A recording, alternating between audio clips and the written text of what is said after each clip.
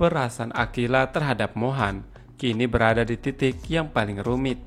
Setelah mengumumkan bahwa mereka akan berjalan masing-masing, Akila mencoba meyakinkan dirinya bahwa ini adalah keputusan terbaik.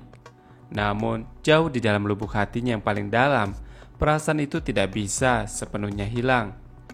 Setiap kali melihat Mohan bersama Raisa, terutama saat mereka datang ke teras kafe dengan motor yang dibelikan Raisa sebelumnya, hati Akila merasa sangat tidak enak dan terasa sesak. Ia ingin meyakinkan dirinya bahwa Mohan bukan lagi bagian dari hidupnya, tetapi emosinya berkata sebaliknya. Ditambah lagi, Mohan datang terlambat ke latihan band Six Play, sesuatu yang seharusnya tidak terjadi jika ia masih memiliki komitmen terhadap Six Play. Akila ingin marah sebagai manajer band, tetapi ia juga mengetahui bahwa kemarahan ini bercampur dengan rasa kecewa sebagai seseorang yang pernah menganggap Mohan begitu penting dalam hidupnya. Meskipun begitu, Akila menemukan kenyamanan dalam sosok Ukno. Pesan-pesan anonim dari Ukno itu selalu muncul di saat yang tepat, seolah-olah orang ini benar-benar memahami perasaannya lebih dari siapapun. Ukno tidak hanya menjadi tempat curhat bagi Akila, tetapi juga memberikan kejutan-kejutan yang membuatnya merasa dihargai, termasuk ia saat akhirnya diizinkan mengikuti pentas seni oleh Mayang. Akila memang saat ini berada di persimpangan.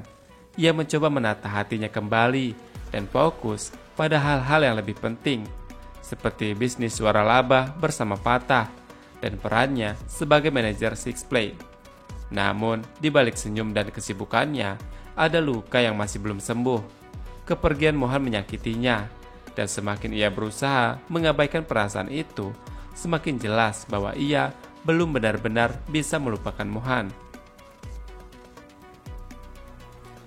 Memang di tengah kekecewaan dan luka yang masih mengendap di dalam hati Akila akibat Mohan, Ukno hadir seperti sosok yang selalu ada untuk Akila. Bukan dalam bentuk fisik, melainkan dalam bentuk pesan-pesan anonim yang selalu muncul di saat yang tepat. Akila merasa Ukno adalah satu-satunya yang mengerti dirinya tanpa harus banyak bertanya. Setiap kali perasaan kacau, setiap kali ia merasa tidak dihargai oleh Mohan, setiap kali emosinya memuncak karena melihat Mohan dan Raisa bersama, Ukno selalu muncul dengan kata-kata yang menenangkan. Bukan hanya itu, Ukno juga membantunya dalam hal-hal nyata. Sementara itu, di sini Mohan nampaknya tidak pernah berhenti untuk mencintai Akila. Namun keadaan memaksanya untuk menjauh. Sejak awal keputusannya untuk menghindari Akila bukanlah karena ingin, tetapi ia harus. Pria misterius itu adalah ancaman yang nyata, dan satu-satunya cara agar Akila tetap aman adalah dengan membuatnya percaya bahwa mereka tidak lagi memiliki hubungan seperti saat ini. Mohan tahu betul bahwa Akila melihatnya sebagai pria yang gagal move on dari Raisa. Ia melihat sendiri bagaimana mata Akila dipenuhi kemarahan dan kekecewaan setiap kali melihatnya bersama Raisa. Namun, Mohan tidak bisa memberikan penjelasan apapun. Semakin ia berbicara, semakin besar resiko pria misterius itu mengetahui bahwa Akila masih penting baginya. Maka ia memilih jalan yang paling menyakitkan, menyakiti Akila dengan cara menjauh. Namun, semakin ia mencoba menjauh, semakin sulit rasanya. Setiap kali ia melihat Akila di sekolah, di teras kafe, di studio band, hatinya terasa sakit. Terlebih lagi ketika mereka mulai saling beradu sindiran dan perdebatan.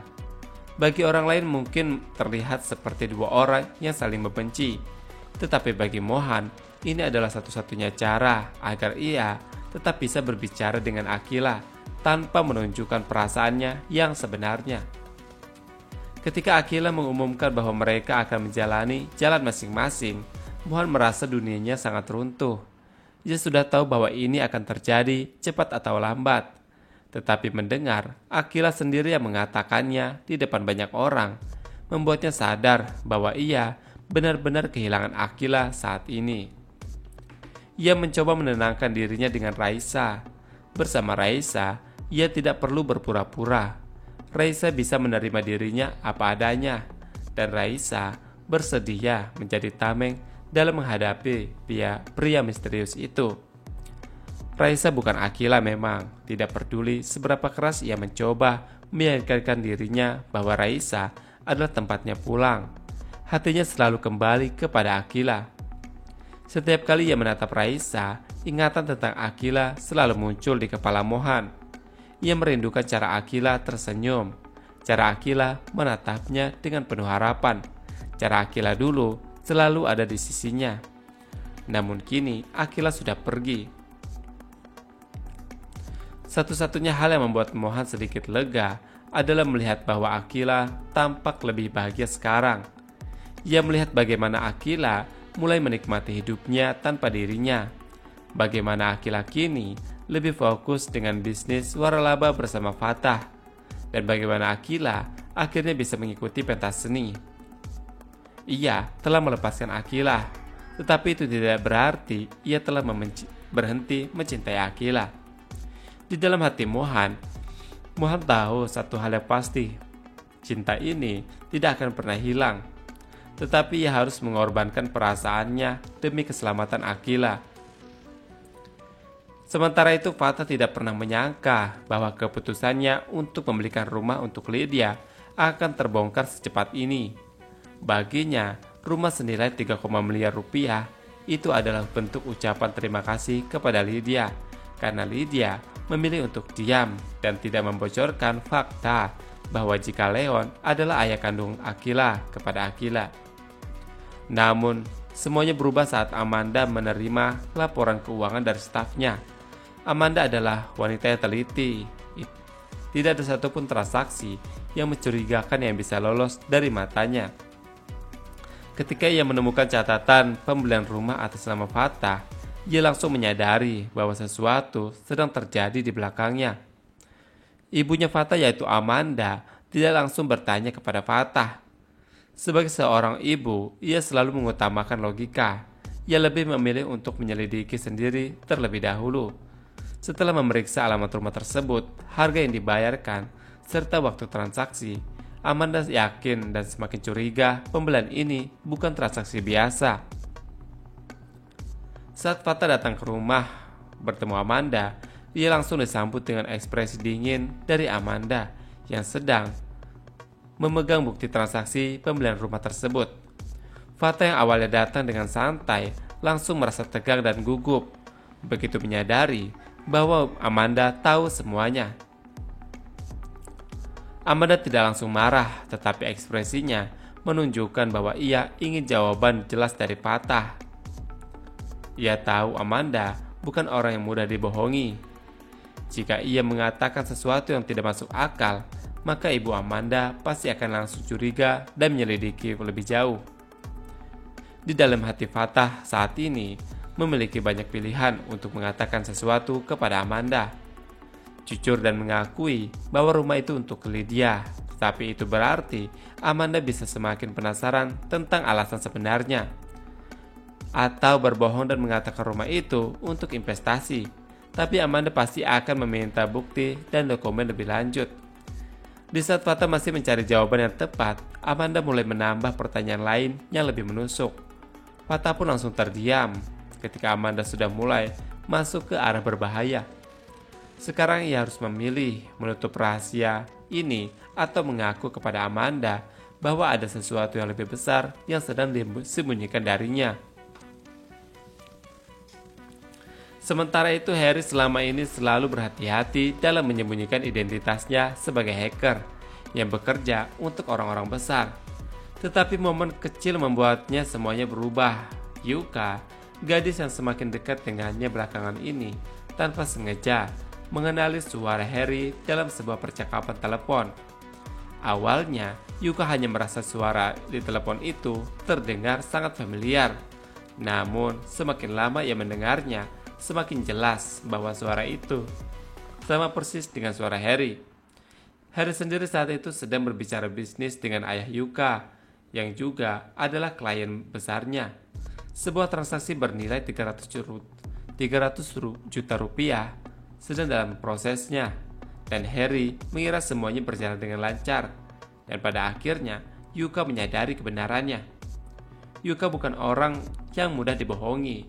Dengan instingnya yang tajam dan feelingnya yang sangat tepat, ia langsung menyusun kepingan-kepingan puzzle dalam pikirannya.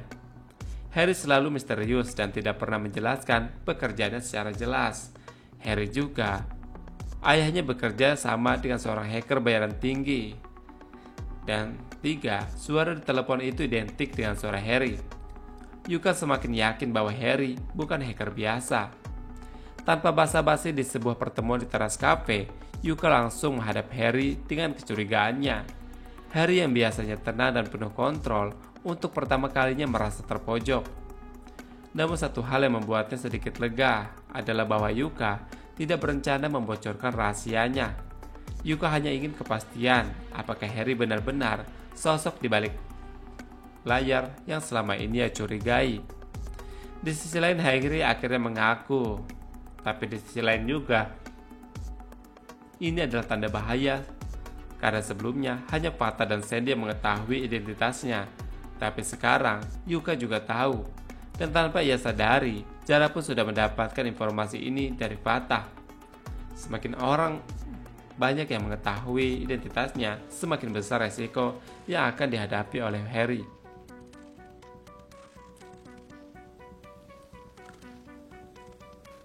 Sementara itu, Raisa tidak bisa tinggal diam melihat situasi yang dihadapi oleh Mohan. Semakin ia mendalami masalah ini, semakin ia merasa ada sesuatu yang besar dan berbahaya di balik semua ini.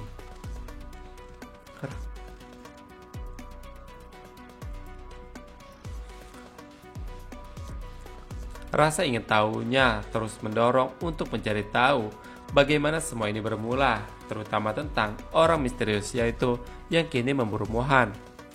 Tanpa sepengetahuan Mohan, Raisa memutuskan untuk menemui Pak Hari, pria yang dulu mengangkat Mohan sebagai anak angkatnya dari panti asuhan.